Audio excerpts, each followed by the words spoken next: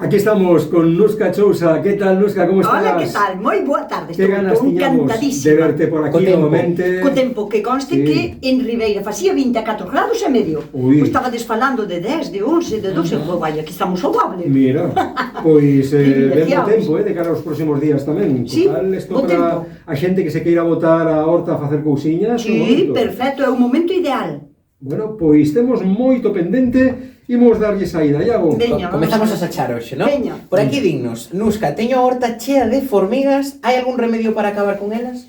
Sí, pero bueno, as formigas se non son tantas, bueno, se a ten chea, quero confiar en que si que a ten chea, Dios mío, que tal. Entón, mira, un remedio bo sería ferver agua con vinagre, por donde salen, botar agua con vinagre. Moitas van a morrer.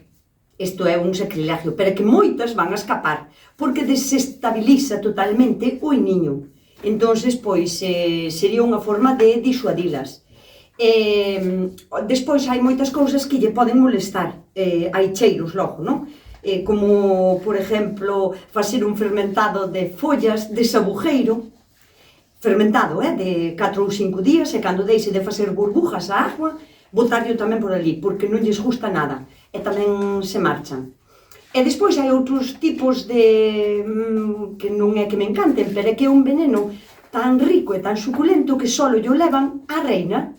Entón só morrería unha formiga, porque as outras, ao quedaren sin reina, marchan. O sea, o punto débil, o talón de Aquiles, non? Sí, porque sabes que a reina é a que estabiliza e a que manda no formigueiro, non? De alguna maneira.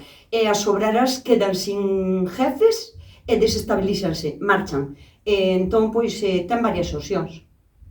Se for un sitio pequeno, simplemente con molestalas ca man, por exemplo, cando se anidan ao lado dunhas fresas ou así, que é moi común, porque lle fan moi bo aveiro ao tipo de raíz que teñen, desestabilizalas ca man e faz que entren que saquen os oviños para fora e marchan con eles. O sea, se as molestas, escapan tamén. Seguimos por aquí, que nos ven. O ano pasado puxen os allos elefante a secar durante unha semana ao sol. Non me deberon quedar moi ben, xa que en poucos meses empezaron a estragarse. Cal sería a forma correcta de secalos? En poucos meses. Esa é a palabra clave. Querida amiga ou amigo, non sei quen é, bueno, querido oyente,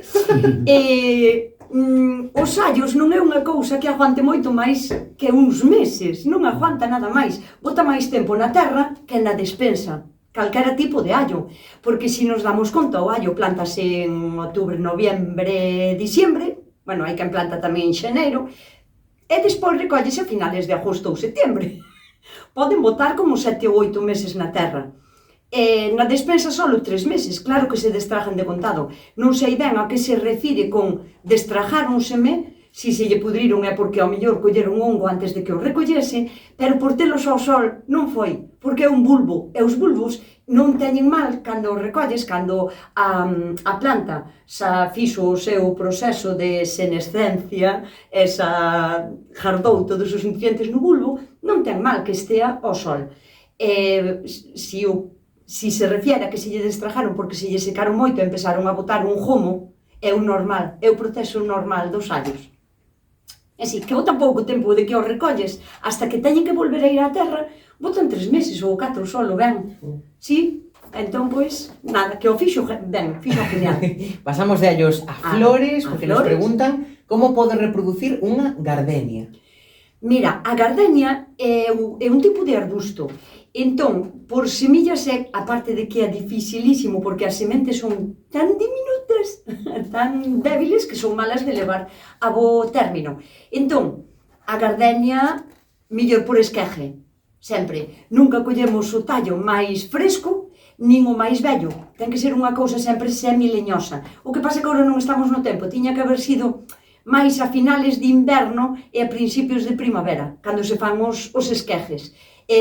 Simplemente sería facer como uns recortes de 12 centímetros ou así, pelalos da mitad para baixo que non leve follas e espichalos en un sitio que non lle dé o sol e que se manteña constantemente húmedo e enraízan para poder despois na primavera pois puñelos donde queiras. Entón, agora que espere, porque non é boa época, nin agora nin no verán, que espere a finales de otoño no inverno, ou alá en xaneiro, febreiro tamén é boa época para facer os esquejes. Estupendo, pois máis consultas que nos chegaron aquí ao programa a tarde, Iago. Consultiña dobre, porque nos preguntan por unha banda: Evo botarlle borras de café a vermicomposteira? Sí, pero nunca moito, porque a vermicomposteira vámonos a dar conta que é un sitio no que nós temos controladas unhas lombrices, unhas miñocas, non? O sea, é onde van a comer, entón non poden levar moito de nada, porque o que teñen para comer e ao final, antes de morrer de fame, van a comer o que lle botemos. Borras de café? Sí. Canto? Un puñado, pois, ao mes.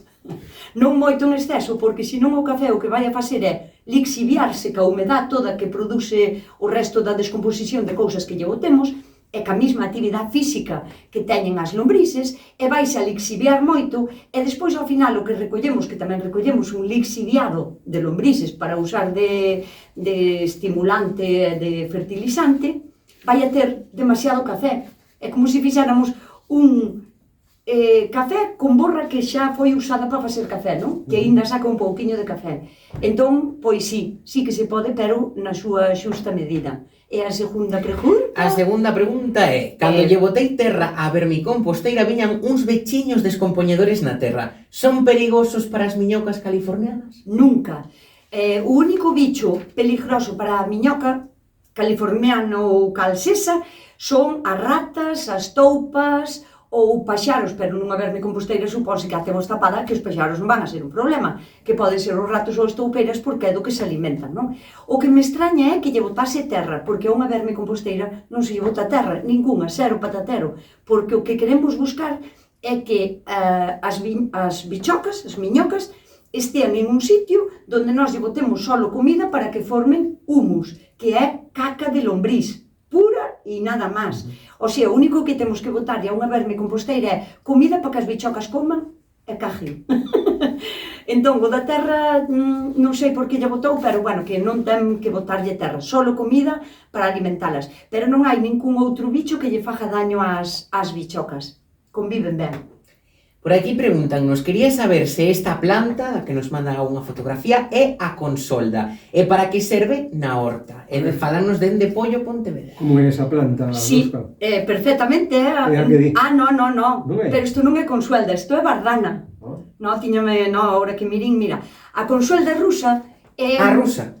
Sí, consuelda rusa. Todas as consoldas son rusas? Bueno, esta chamase consuelda rusa, E a súa característica é que ten as follas como moi largas, como unha sardiña, como a forma dunha sardiña, non? Si nos damos conta, empeza en pico, vai redondiña e acaba en pico. E esta que nos está mostrando é clarísimamente unha bardana. A bardana, xunto ca consuelda, é un tipo de planta que se pode aproveitar moi ben para facer abono verde, para facer acolchado e para facer purins. E os purins sempre van a ser beneficiosos para as nosas hortas, bueno, máis a da consuelda, para estimular as plantas, para facelas fuertes, para que as partes débiles que teñen de, por exemplo, de tallos novos, de follas novas, se poñan como máis fuertes e que estean mellor preparadas para enfrentarse a ataques fúngicos. Por iso lle botamos bardana ou consuelda ás plantas.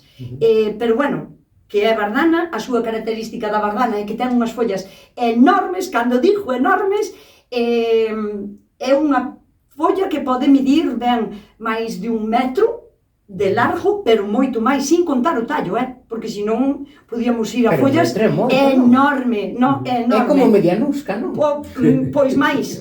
Sí, incluso, mira, teño unha foto que lle quitín outro día para enseñarlle a uns alumnos meus que me dixeron, pero non pode ser tan grande. Sí que o é, ademais, encontrei unha bardana que tiña unha foto, depois enseñocha, enorme, o sea, de 1,5 metros, e de ancho, pois tamén pode medir 1 metro. E a súa característica nas follas, a ver, estou falando dunhas condicións perfectas para a planta, que aí medra, pois, como se fora do Cretácico, sabes? Tipo dinosaurio a lo grande, senón, pois, medra un pouquiño menos. Pero a súa característica é que o tallo é un pouquiño como rojizo.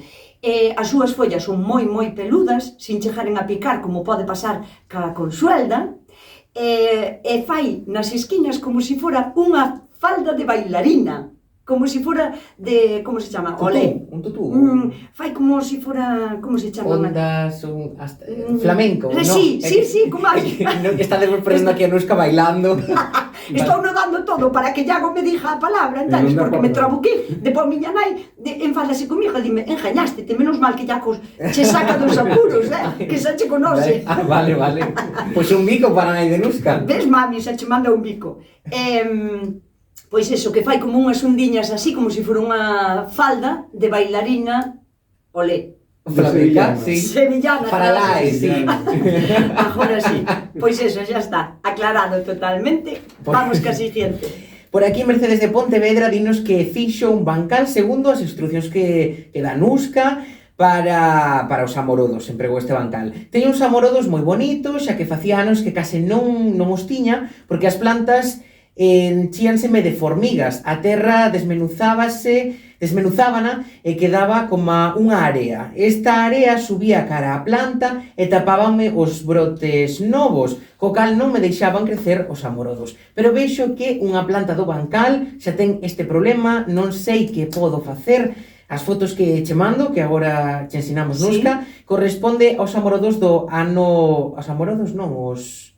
Amorodos? Sí, dixete, amorodos, sí, vale. Fresas no meu Se idioma. estaba pensando en moras. Amorodos do ano anterior, non sei se se verá ben o problema. Entendo perfectamente, hasta incluso sin ver a foto, porque antes xa che dixen, máis vese moi ben na foto, xa dixen que as fresas ofrécenlle como un abeiro que lles encanta, non sei se é polo olor tamén ou pola forma simplemente das raíces, que fai como se fora unha especie de umbela, non? Como de un parajuña, se métense debaixo a facer o niño. É verdad que sacan toda a terra para arriba, tal cual como ela o describe, como se ve nas fotos, e tapa o crecimento da fresa, e pode impedir que a fresa siga crecendo ben. Entonces, aquí temos dúas opcións. Como non podemos botarlle agua quente para que marchen, senón mataríamos a fresa e agora xa están cos seus frutos aí en pleno apogeo, podemos facer dúas cousas. Unha, molestalas moito cada día remexéndolle cas mans, porque se van a dar conta, joder, pois aquí molestanos, temos que coller e vanse ca música a outra parte, cargan cada un oviño e marchan, de verdad que o fan así. Segunda, podémoslas molestar incluso ca agua. Cando vayamos a regar, insistimos ali un pouquiño para que teñan que estar a salir, a volver a facer o iniño, tal, e acaban tamén marchando. E se non marchan, temos unha opción un pouco así como máis drástica, que é botarlle terra de diatomeas. A terra de diatomeas son como unha especie de algas microscópicas fosilizadas que teñen como unhas terminacións como acuchilladas e que para bichos moi pequenos, ácaros ou formigas, que lle fan moito daño nas articulacións das súas patas. Entón, pois, acabaría con elas desta maneira. E se non eso, intentar molestalas, porque é verdad que molestan o crecimento das fresas. O día que todas as formigas de Nuska se rebelen contra ela. No, eu o que fago é molestalas antes de facer pasar al ataque de... Claro, pero quero dicir, van marchando, non? Sí, entón, sí. Calquer día xuntanse todas a entrada da horta. Se van todas me muero, teño que escapar eu da horta xa. Se veñen todas aí en plan de vamos a tocar a Nuska, no, entón, xa son eu que marcho. Iago, recordamos o número de WhatsApp para que aqueles que se incorporen de novas aquí no programa da tarde saiban que semana a semana Nuska Chousa ven por aquí a consultar, a pasar revista a todas as dúbidas que teñen os ointes da tarde. Entón... Ese número de WhatsApp que temos aberto é o 627 751962. Proseguimos pois coas consultas que temos aquí pendentes. Dende Asturias, fálanos unha suscritora, filla e neta de galegos que entende o galego, pero dinos que o fala mal, pero non hai problema, porque aquí entendemos a todo o mundo. Entón, o que nos quere consultar é que ten sembradas patacas, e entre elas naceron voluntarias un montón, se de forma espontánea, un montón de flores capuchinas que tiña aí o ano pasado. Que fago? Quítollas ou deixollas? Poden servir de cobertura entre as patacas ou non? Neste caso non son ventureiras, son adventicias, que é diferente a palabra, pero bueno, as capuchinas, unha que é unha planta que se pode comer, tanto a folla cando é tierna, como a súa flor. Canto máis aberta este a flor, ten un toque como un pouquiño máis picante, pero bueno, que se poden comer. A capuchina tamén se pode utilizar como planta trampa, porque é moi atrayente para todo tipo de pulgón, sobre todo o pulgón negro e o pulgón verde, que é o que lle vai a atacar ahora mismo os brotes novos de masanseiras, de limoeiros, a todo tipo de frutales. Entón, a capuchina está genial na horta para usala como atrayente. Mentras está na capuchina, non está en outros lados, e podemos cortar o brote cheo de pulgón sin ter que utilizar nada de nada para quitar pulgón da horta. O sea, é moi fácil, non? Pero, claro, entre as patatas, ves o que as patatas, pois, son como 4 veces máis grandes que o que é a capuchina. Pero isto non vai a ser sempre así, porque a capuchina ten un crecemento moito máis acelerado e rápido que a pataca. Mentras non lle moleste, eu non a quitaría, mira ti, porque sempre vai a ser beneficioso para a terra ter plantado algunha planta que ter a terra ao aire libre, non? Despejada. Entón, que as deixe? Ahora, se o crecemento da capuchina supera a altura do crecemento das patatas, por suposto que arranque. Que non lle teñamos tampouco pánico á capuchina, porque se dá tan ben, porque é tan fácil de arrancar, que botas a man ao tallo, tiras dela, e aínda que estea a leira chea, xa che ven toda a rastro, porque non é, aínda que se dá ben, non é unha cousa que vai a ser tan invasiva. E ollo, donde nace a capuchina, na parte de abaixo, aí fórmase un ecosistema tan rico en seres vivos que fai un humus maravilloso. O sea, debaixo dunha capuchina sempre vas a encontrar unha terra desta solta que parece que é maravillosa xusto para plantar. O sea, que hai que ter o cariño que se merece a capuchina. Minuto e medio, eu creo que nos dá tempo a Que sí, Pues, hombre. consulta non sei, porque temos aquí algunhas un poquinho longas, pero sí temos estas fotografías que nos manda Celia Extremadouro para decirnos que, como prometeu, manda fotos do antes e do despois dese vicio que lle metiches busca en Bea. De suculentas. Troncos con suculentas. A ver, tens que dar a nota. Tens que dar a nota. Bueno, cañotas vellas, podres, furadas, cheas de suculentas. Porque a suculenta, como non necesita apenas alimento, porque ten un crecemento moi super lento, isto é maravilloso, sabedes? Ese orgullazo que deben de sentir os profesores e as profesoras cando os alumnos salen e son mellores carreiras, mellores. Ese orgullo é o que sinto eu, por moita xente que me sigue e por Celia de Extremadouro en particular, porque, claro, tócame a miña parte máis sensible, que son as suculentas, que me encantan, preciosos, e vos de enseñar. Despois, á noite, monto o vídeo e poño todas estas fotos, si me dá permiso Celia, que supoño que sí. Seguro que sí, sempre para enseñarles ao mundo. Para que comproben que cousa tan linda, tan fermosa. O es que a semana que ven contamos contigo novamente. Por suposto, é festivo, pero estarás por aquí, ¿no? Sí, claro. Na súa terra é festivo, claro. O día da Ascensión. Como era aquilo de 3 días brillan máis que o sol, Corpus Christi, Xoves Santo e Ascensión. Ata semana. Hasta a semana. Son as 5.